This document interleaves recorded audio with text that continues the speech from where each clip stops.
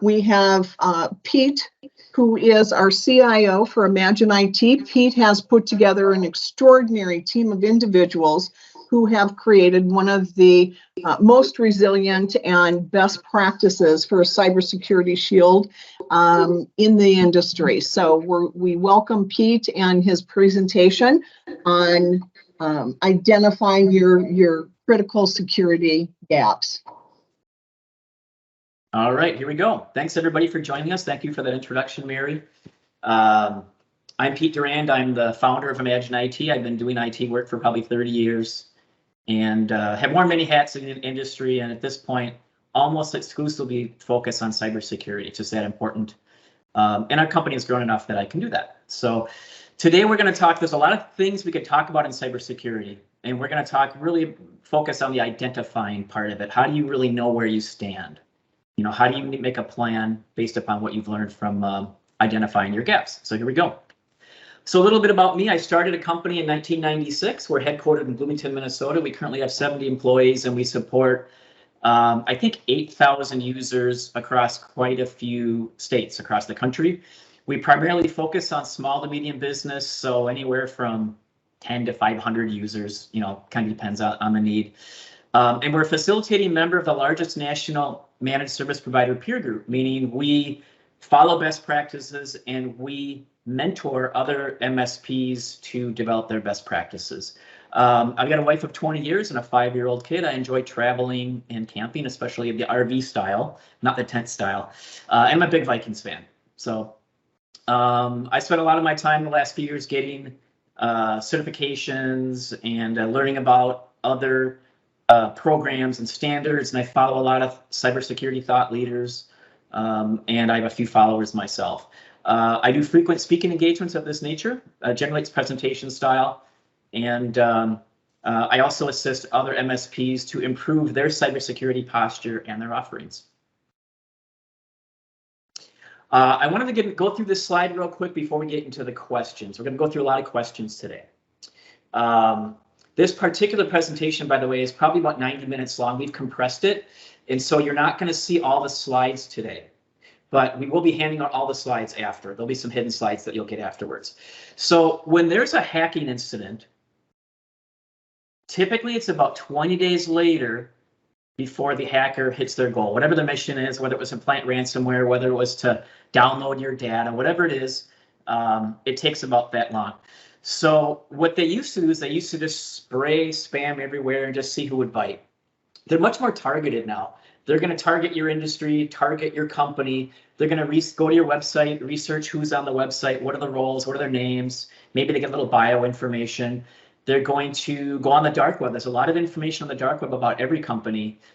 And they can get a lot of useful information there before they attack. And then they determine who to attack and how they're going to do it. So then it's going to be, okay, are we going to try to get through the firewall? Are we going to send phishing? Maybe a combination of the two. At some point, they're going to get in. Every company has to assume that at some point there's going to be breach or breaches. And it's critical, which is part of why we're doing this today, to have processes and systems in place to stop that small breach before it becomes a large breach, before it becomes something you hear about on the news. Every time you've heard about something on the news, the person got in here on step 2, and the company that was breached never detected it. So the bad guys were in their network, doing what they're doing, elevating privileges, downloading data, eventually planting ransomware, whatever it is that what they were going to do. Had they had detection systems in place, that could have been stopped right here and problem solved. But that's mostly the issue that companies have. So we're going to talk today about identifying those weak areas so that a small breach doesn't turn into a large one. First question, and maybe you can write down this as you go or just think about it in your head. Yes, no, or unsure. Our organization's security strategy is based upon a national recognized framework like the National Institute of Technology and Standards, or NIST, cybersecurity framework. So there's 2 or 3 of these recognized frameworks that should be followed.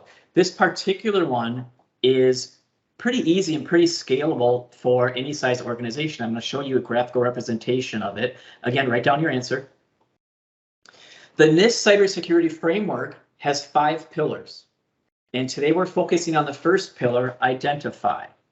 But we're going to identify weak areas under protect and detect and respond and recover. You have to start with identify to really know where you're at before you know where you're aiming, right? And that's what this does.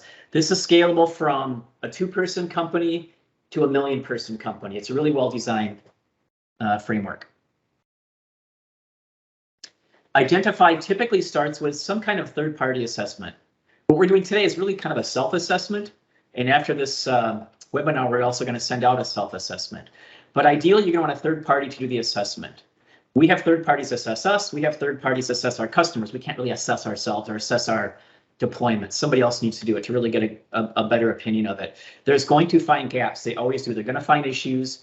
You need to make a remediation roadmap of some kind. And frankly, it needs to be built up, have kind of a rapid timeline to closure and resolving issues. It needs to get added into the budget. If you don't get things added into the budget, you're not going to be able to resolve it. And so really, cybersecurity remediation needs to be part of the company's budget going forward if it's not there now. And you need to reassess annually. Each year, the threat landscape changes. In 2022, there's new things that we didn't worry about last year. And in 2023, there's going to be new things. And you need to get that built into your roadmap and identify those gaps and get them remediated. All right. Let me interrupt you for a second, if Yes, that's sir. possible. Yeah.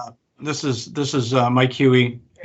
Just kind of since assessment is so important, is the assessment project for a small 2, 3, 4, 5-person company? How does, like, some of us are probably in that area, and then some of us might be on, and we're a 100-person company. Is the assessments really different from there, and cost difference? Can you address that a little bit more in detail? That's a great question. It will depend on the size of the organization, where your data is located. Is it all in the cloud? Do you have stuff on premise? Are you a compliance-based industry? Do you have regulations you have to follow? So I would say we'd have to look at all those different things. For a real small company, assessing is going to be pretty inexpensive. So you might even be able to kind of scale the cost of assessing by the size of the company.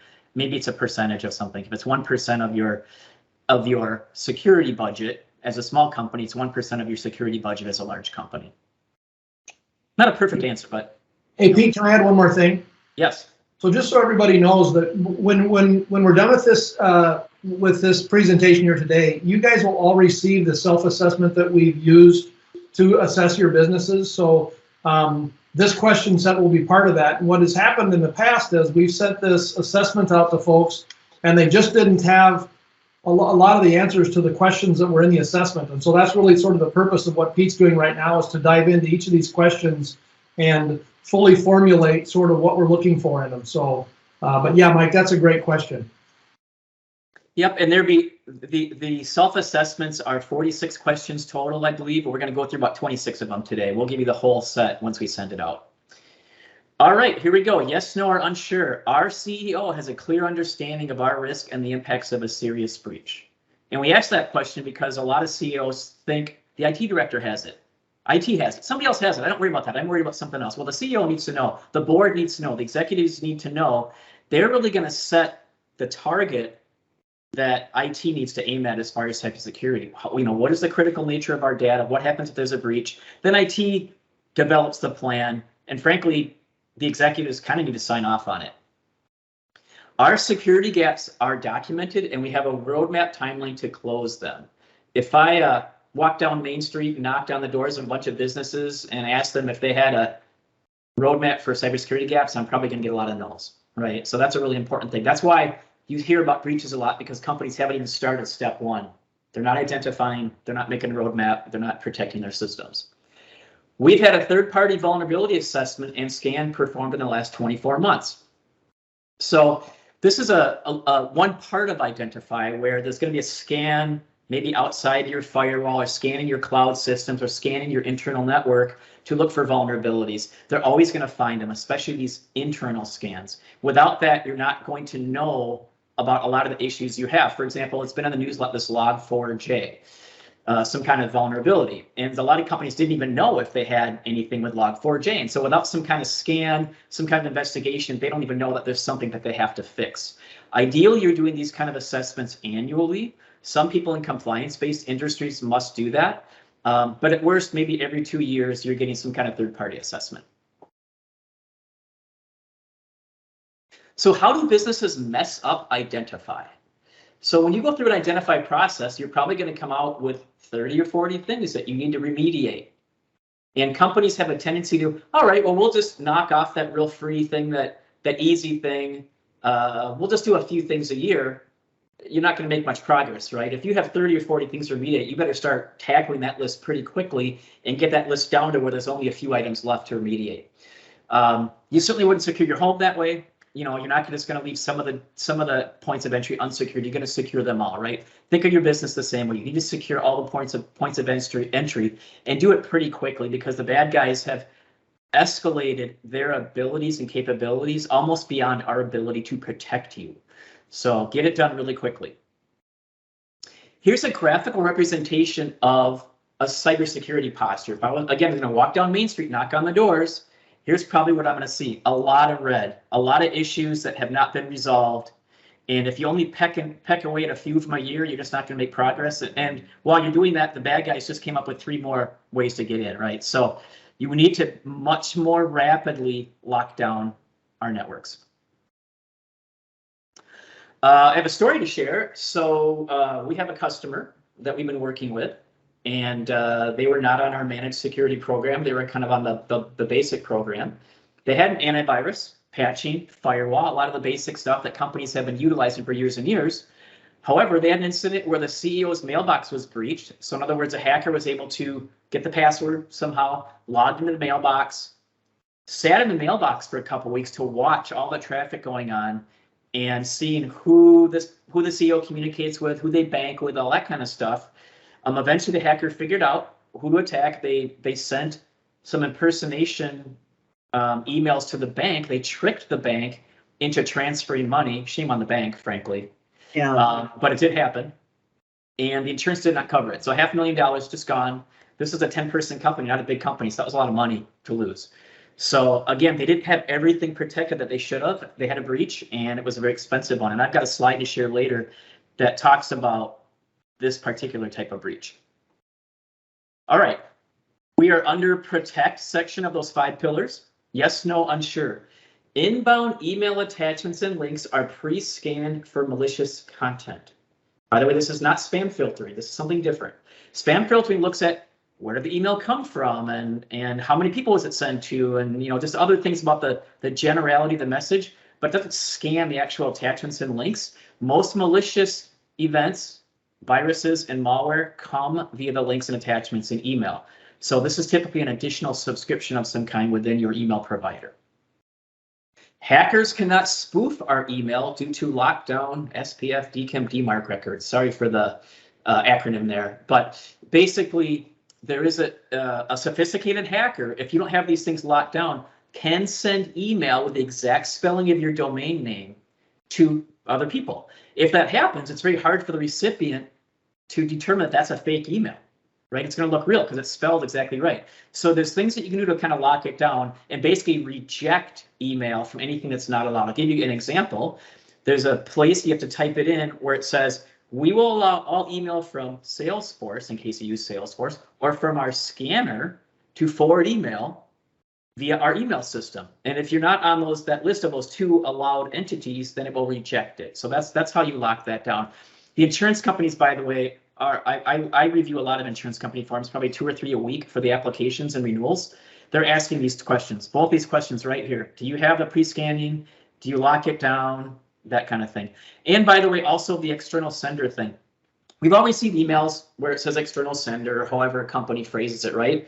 And I know it's coming from an external sender because you're not, if Michael sends me an email, I just know you're not part of our entity. What if Mary, my coworker, sends me an email and it says external sender at the top? I'd be like, what the heck is that? Oh, and then it flags me to look at the email more closely. Yep, that came from a different address, and then I know that it's fake. So we have data loss prevention, DLP, in place to block confidential data leakage. And I have a story to share about this one too. Basically, if your users send anything outbound outside your organization, typically through email, that has credit card numbers, social security numbers, patient information, account numbers, whatever it is you want to block. That can be put into a hold status that a compliance person or compliance team can then review, maybe talk to the sender and say, hey, did you really mean to send this to this person? Is this person really who they say they are? Yep. Okay, good. Then the compliance person could hit the approve button or the reject button. So it's a way to protect against that. And we've seen it happen. A person or team daily monitors the status of backups, patching, and antivirus. So I see this a lot where there's an IT person or a small team and they're already really busy doing whatever it is they do, supporting applications, supporting users, things like that. They don't have time to look at this boring backroom stuff that actually needs to happen. Backups obviously are very critical, and you hear about it in the news, and people have an issue or they have to pay ransomware. When it came time to actually restore, the restore didn't work, right? Nobody was really paying attention.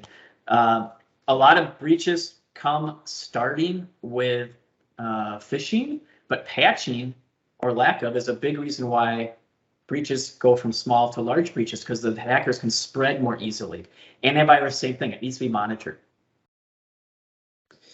Vulnerability management is something kind of beyond that a little bit. So especially when you get to be a little bit of a bigger entity with a lot of users and more systems, you need somebody to really be paying attention on a regular basis, part of their weekly, monthly, annual process, to look at the status of all the systems. Are they patched?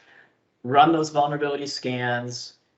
Just kind of really staying on top of that, because again, patching is probably one of the biggest reasons that small breaches become big ones.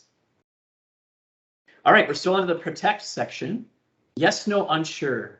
Users are not provided local administrator permissions on their endpoints. And so what that basically means is most people who use computers are administrators of their computer. They are allowed to install programs and install browser plugins and add printers and all those kind of things. It makes it easier for the user to do their thing. However, when they're local administrators, they can also install malware, and accidentally generally. And so from a business standpoint, you don't really want your users to have that. You need some kind of mechanism in place to deal with that, so that the actual admin staff can quickly install something for the end user, but we don't really want them doing it. That's a really important thing. If you can lock users down so they're not local administrators, it's much harder for malware to get attached to the computer. Our staff are required to utilize business-owned computers for remote work. Even before COVID, there was a lot of remote workers and a lot of remote work going on, but after COVID, tons of it, right? And a lot of people, because of the urgency, had to go back and use their home computer. Well, who knows what's on that home computer? Do they have antivirus software? Is it password protected? Is it up to date with their patching? Is it Windows 7 or Windows XP?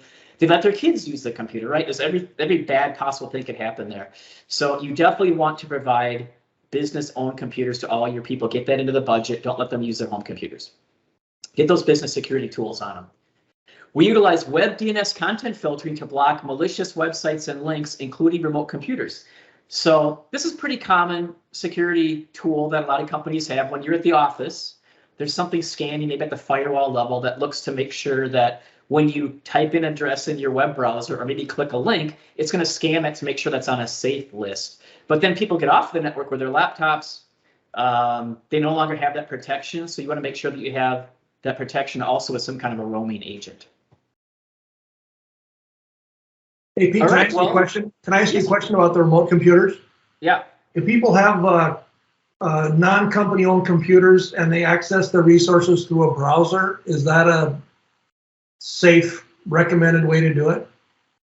No, unfortunately, it's still, if you get a virus on your computer and you access anything through the browser, it certainly puts everything on the other end of that at risk. So pretty much anything that that user has access to from a data standpoint is at risk if that computer gets compromised. Got it. Thanks. Yeah, tough. So, all right. So there's a clinic in the Twin Cities. They had a VPN for remote access. VPN is the gold standard of security for remote access, right? Well, how do VPNs work? Oftentimes, VPNs utilize the same password as the network. So if a hacker got access to the user's password, they can now potentially set up a VPN access for themselves using the same username and password. So that particular VPN did not have multi-factor authentication. We're going to talk about that a little bit more in a moment. Had they had multi-factor authentication, the hacker would not have been able to get onto the VPN. Unfortunately, they were. PHI was downloaded and stolen, and ransomware was deployed. And because this was a clinic, they had to report this to federal agencies. They had to put a notice out to all of their patients. It was a mess, a real mess.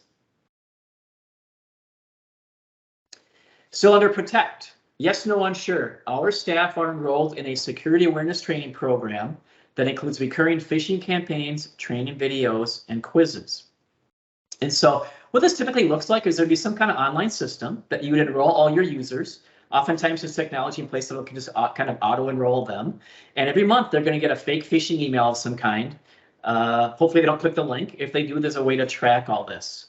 Every month or quarter, they would get an email that they're supposed to watch a video of some kind, and then after the video, they do a training. Typically, the training videos are maybe 5-6 minutes long, so it's not very much time for each user. Somebody within your entity would be in charge of monitoring this, and you would maybe log into the portal once a month, look at the report, see who had an issue, see who made a mistake. Gives you an opportunity to go speak with that person, remind them, slow down, take your time, look for the signs of urgency, misspellings, whatever it is that typically flag you in a phishing email. Just a quick question. How do I find someone that can put together this training, or how does that come about for me? Yeah, basically, a company would engage with a managed services provider typically to see what kind of tools they have. If you have if you're a large company with an internal IT department, there are tools also you can find out there. There's quite a few of them. Yep. And again, frankly, usually they're pretty easy to set up, and you want to pick one that's really set it and forget it. Having Microsoft offers a free tool. The problem is you have to create your content. Like every month, you're going to have to create a new training video or training fake phishing email. Be fairly painful. You really want something that's already pre-built by somebody else so you can carry on with your other duties. Yeah, that makes sense. Yep. Well, here's a story about a user mistake, and we mentioned data loss prevention earlier, blocking the ability to send confidential data, right? So in this particular case, a hacker approached an HR person. So somehow they did their due diligence. They knew who HR was. They impersonated the CEO via an invalid email address. In other words, they had the CEO's name, but the email address was just a little bit off. HR person didn't pick up on it. And they also did not have the external sender banner thing. The hacker asked for all the HR records because of some big thing that he was doing. It was very urgent. The HR person provided all the records to the hacker. And this happened twice last year. Staff privacy was violated, obviously. You would never want to have that coughed up. That would be a very serious issue. And hopefully they didn't have any legal things that came out of that. So even though, first off, you want to train your users, right? You want them to be trained to not make mistakes, but somebody's going to still make a mistake. That's why you'd have that DLP technology to help block the mistake. Security is layers. You want multiple layers of protection. And I'll give you just a quick example of layers. Here's multiple layers. You have antivirus protection on the endpoint. You have a firewall that might be scanning for viruses. You have the web content filtering scanner for viruses. You might have an email subscription that I talked about earlier, scanning for viruses, right? Multiple layers. If something gets past one layer, hopefully one of the other layers will detect it. All right, this is a slide I added today. I read this yesterday. So per the FBI, business email compromise scams. And that was one of the examples I used earlier where the CEO's account got breached, right? So where the hacker, that they break into a mailbox, they pretend to be that person's, so they impersonate them. Everybody who receives email from that person now thinks it's a legitimate person. That type of crime costs more than ransomware attacks every year. But you don't hear about it. It's not glamorous. It doesn't scare people as much. It doesn't really shut you down like ransomware does in the same way. But companies have lost more money because of it, and isn't really that the bottom line thing? So we definitely need training and technologies in place to stop this from happening. I think it's more frightening because of the amount of people that are actually using email. I mean, that's the target audience is huge. For sure. Yep. And the bad guys are smart. They know exactly what to do. Yep. All right, we're still under protect. And protect was most of what we're going to cover today, but we are going to cover the other pillars. Yes, no, unsure. Our computer and network passwords are required to be at least 12 characters. Why is that? Even if they're complex and you make them all kind of funny characters, the length of the password is the key. The password hacking tools now are super powerful. They can hack a 8-character complex password in an hour. I mean, it's just crazy how fast they can do that. So, but there's something about getting to 12 and beyond that makes it really hard. We actually recommend 15 plus. Just make it a sentence if it's a password you remember. I'm not going to cover it today's webinar. I have a different one where I cover passwords more deeply. Ideally, you have a password manager application. That was my next question. When you have a password manager application, you can create wildly unique passwords for all of your sites and systems that are very long that you don't have to remember. You just click a thing and it auto-populates that for you. You only have to remember a few passwords. You have to remember your email password, your computer password, maybe one or two other ones. Those are the ones that you want to make a passphrase that you can remember. Everything else is just going to be just random characters that the password manager application generates for you. So yes, no, unsure, answer those questions. This will relate to my next slide. Do you use the same password for more than one service or site? This was a data that was collected by PC Magazine just back in July. 21% of the people said, yes, I use the same password for everything. Another quarter of the responders said, I use it for most things. So half of the users say, I basically use the same password for everything. So really bad. This is, I talked about phishing is how they get in. Patching is how they spread. The other way they spread is password, just poor password hygiene. They can just spray passwords at logins and eventually get in, the real common ones. Or if they know what one of your passwords is for one of your sites, they're going to use that same password to try to attack your other sites. Another 25% say I sometimes do, and 30% say they never do. Now, I don't believe this. I don't know who they interviewed for this. If I walk down the street, walk down Main Street and talk to 50 people, I'll bet 2 of them don't reuse passwords. So it's a really big issue. All right, multi-factor authentication, yes, no, unsure. Multi-factor authentication is required to access all servers. And why do I say all servers? Once you get to a certain size, you have servers typically, unless you're really starting out in the cloud. Typically, companies will put MFA on the remote access server, the one that's exposed to the internet. But the insurance companies now are asking this question on all the applications, are you putting multi-factor on all your servers? Why? Because assuming, and we have to assume at some point a hacker will get on your network. They're going to get in, a user makes a mistake, they click a thing, something gets on the computer. The hacker will eventually probably be able to elevate themselves to an admin level and then try to attack the servers. You need MFA on all your servers to help. Again, it's layers, right? Training, antivirus, MFA, all different layers to help protect you. MFA is required to access the VPN. We've already talked about that with an example. MFA is enforced for your email system, and that is critical. The business email compromise we talked about, if everybody had MFA, we would almost never hear about it. It would be a lot harder. It wouldn't totally rule out. Users can still make mistakes with MFA and cough up the code or push the button on their phone when they shouldn't, but it makes it a lot harder to get in. All right, now we're to detect. We'll go through this section a little quicker. We utilize EDR, XDR, MDR agents on our endpoints and servers. And so there's just different acronyms there. Basically, EDR, XDR are a way, it's a more advanced kind of antivirus that provides the IT person a little bit of guidance on how to remediate it. So it'll say, oh, it's this virus, you should go here, click here, go into the registry, do this thing. But it requires your IT people to monitor it and address it. Do you have IT people that work 24/7? Most companies don't. That's going to be kind of my next point here. MDR is managed detection and response, which is like saying outsourcing. You're outsourcing to somebody like this 24/7 security operations center to do this for you. And frankly, you need to, because there's so many alerts anyway. It just crushes your team that need to be working on other things. And so they're looking at those alerts. They're skilled cybersecurity people. They're addressing them, fixing them on your behalf. That's really kind of where we need to be right now. And the reason you need that is because the speed of, that graphic I showed at the beginning, 0 to 20 days. Well, if someone's going to plant ransomware, they're probably in your system for 2 days, and they're going to plant it. Like, you need to catch it really fast. So, it's just kind of repeating what I said there a little bit.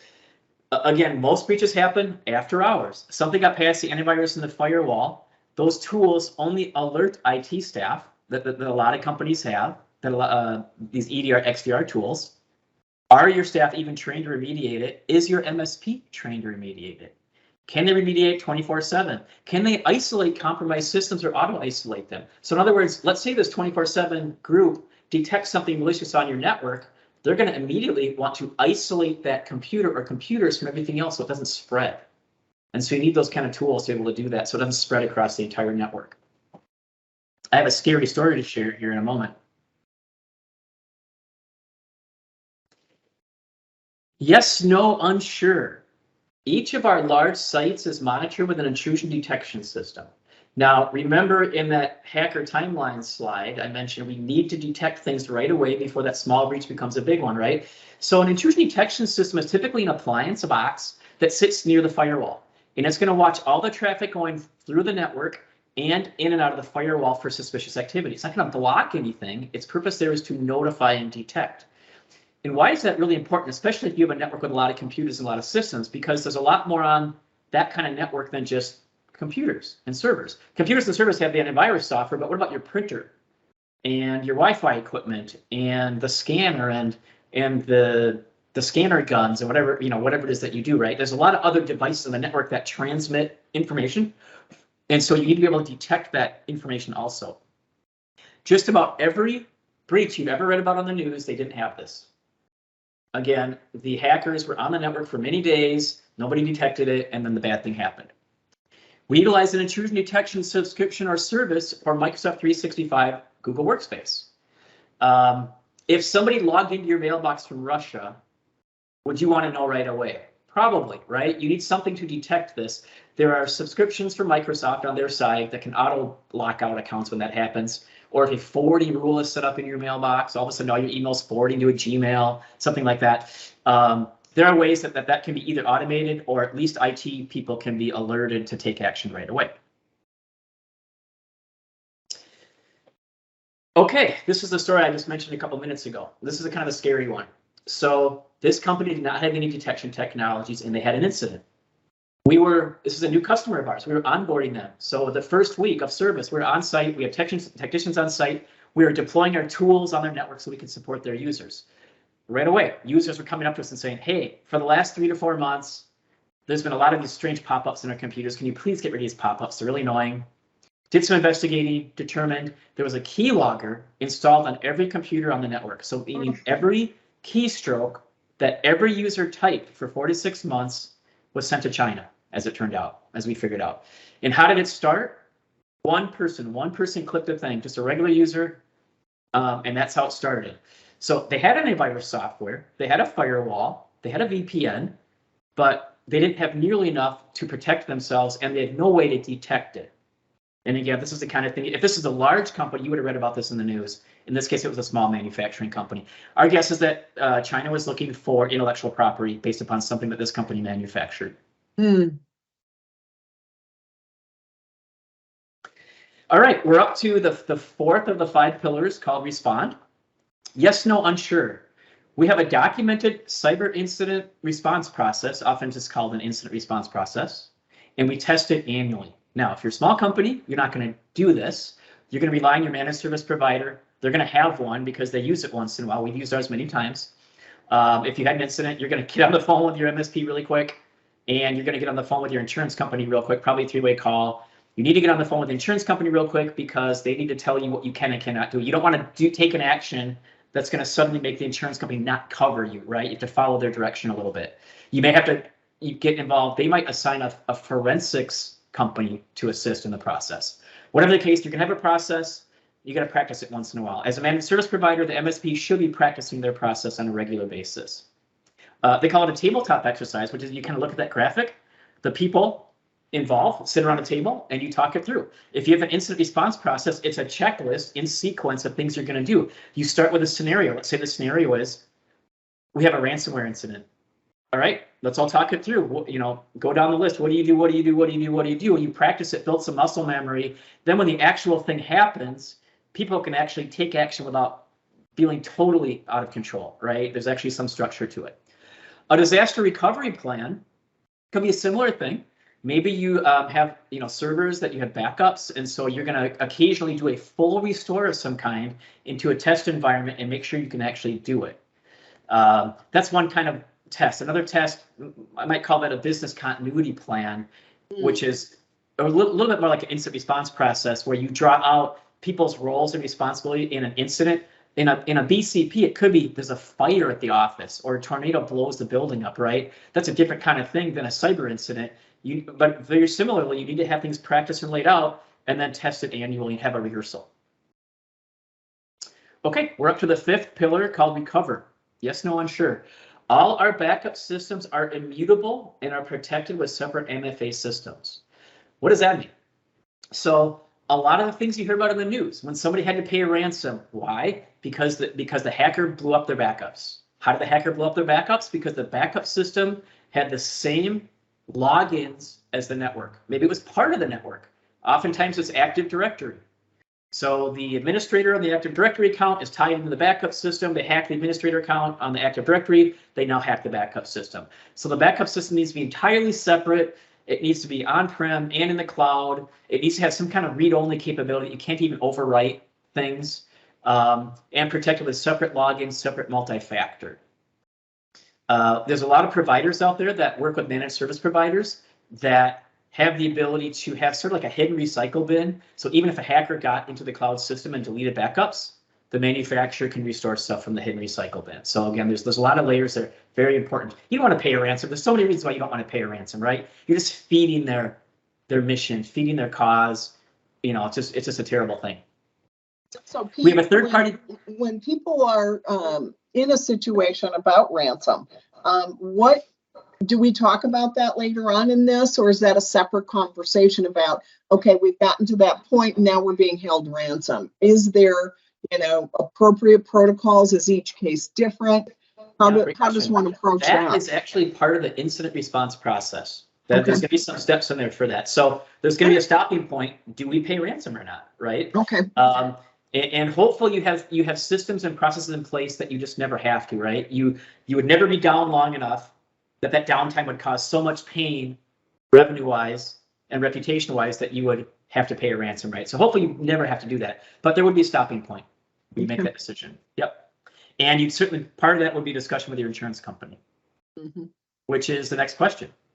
Actually, I'll just finish the previous question. Third-party backup for a 365 Google Workspace. So the hackers have now found ways to ransomware certain types of information in the cloud, not just Microsoft and Google. There's others too. They're attacking everything. If they can get money from it, they're going to attack it, right? And so you need also a third-party backup. If you don't have a third-party backup on, say, your Microsoft 365, and you have an incident where a large amount of data is corrupted or deleted or something, it can take Microsoft, as an example, 48 hours to get to you, and you might lose a day or two of data. With a third-party backup, you can very, very quickly restore without their help, and it's going to have separate logins. And so if somebody hacks your 365, they're not going to probably be able to hack your backup system. We may turn to cybersecurity insurance policy. And like I mentioned earlier, I review probably 2 or 3 of these a week, the applications and the renewals. The questions are getting much more difficult. A couple of years ago, it was, do you have an antivirus, firewall, passwords, VPN, just really basic stuff. And even into all the way through 2020, same thing. The insurance companies were just getting hammered with ransomware claims, and they still weren't doing well. Last year, the insurance companies finally got smart, and they're turning people down. They're making your premiums a lot higher if you don't meet a lot of criteria. We're near the end here. All right, so as I mentioned at the beginning, the NIST cybersecurity framework, which is that simple framework that any company can adopt, has 5 pillars. I have just a kind of a different way to look at it here, and this is really more of a process diagram. It starts with identifying. That's what we're doing today. You're going to identify where your gaps are, potentially have a third party assess you, make a roadmap and a plan, and do it quickly. The bad guys have a big advantage right now, and organizations need to much more quickly close their gaps. You're going to deploy a bunch of protection technologies and processes, which includes the security awareness training that we talked about, better tools on your email, data loss prevention, all these other things. This is just a short list. The list will be longer. This is summarized.